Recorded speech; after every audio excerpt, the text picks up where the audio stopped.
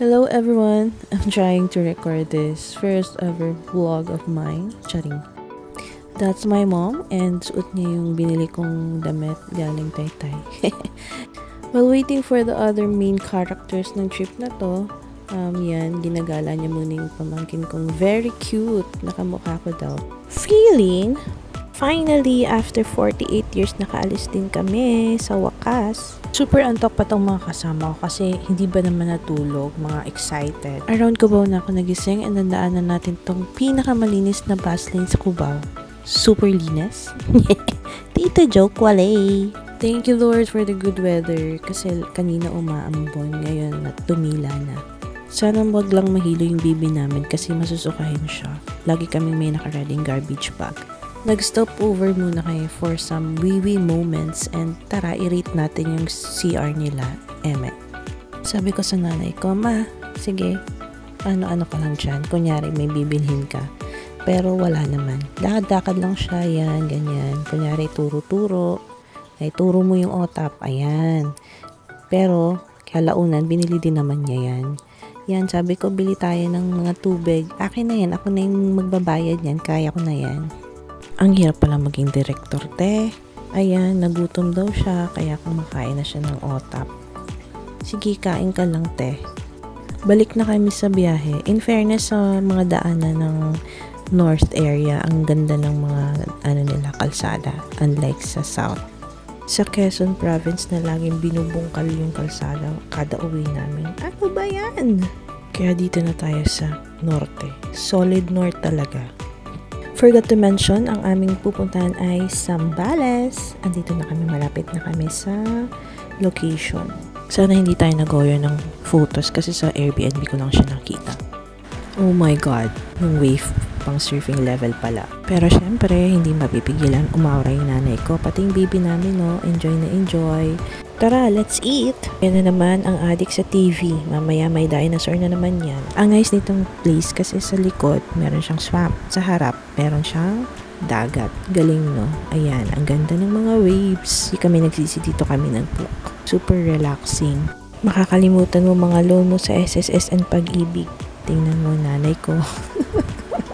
Dinirect ko kasi siya, sabi ko, Mama, takbo ka. Para kunyari, hiniheli ka ng mga alon. Parang hinabol siya ng aso.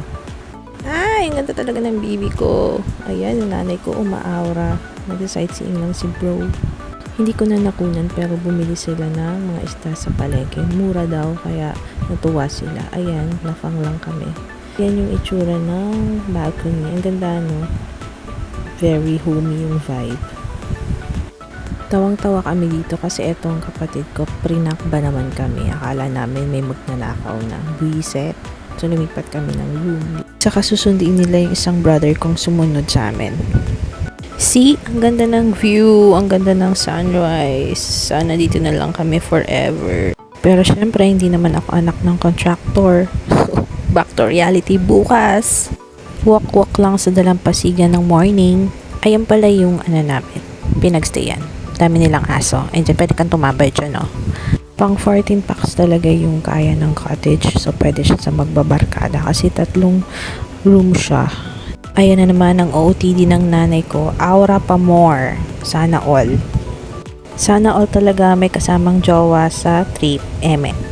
Ganun talaga, wala na akong magagawa. So, sabi ko, mag-solo trip na lang ako. Kita mo yung paa ko. Pangit. Lakas talaga ng alon. So, yan. Emote si Teo. Kala mo naman. Tingnan mo, nakuha pang mag-rash guard ng nanay ko. Kanina nakadress yan eh. Oh. Sayang hindi nakikita pala sa video yung baby namin na super enjoy habang nidilibing ng tatay niya sa buwan. Parang sounds wrong, no?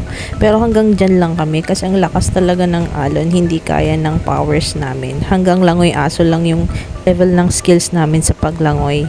Sayang nga lang di namin kasama iba naming kapatid. Pero this one, super enjoy talaga. Evident naman sa pag-emote ni Girly Pop, diba? Ang ganda talaga ng Zambales. Kaya lang bigla akong naalala yung dredging issues. Nalungkot ako talaga bigla. Pero yan, wala naman makakapigil sa aming mag-enjoy ngayon. Ayan, ang saya talaga. Super. Pauwi na kami niyan. Pero I asked the landlord kung pwede kami mag-extend ng 1 hour pa. Kasi kakain pa nga kami. Thank you for the effort of my mother dear kasi siya lahat nagluto. Kasama pala si ate girl kasi ako tamang tulog lang sa kwarto. Ayan yung front view ng cottage. Ganda no? Very lang. Simple. Ika nga lahat ay may ending. So yan, pauwi na ang mga inday. Back to being aliping sa gigilid na naman sa Metro Manila. Highly recommended ko talaga tong place kasi para siyang home away from your home. May ganon. So, paano ba yan? Until our next trip na naman. Naku, umulan! Ayan, nasa Manila na kami. Gising, mami!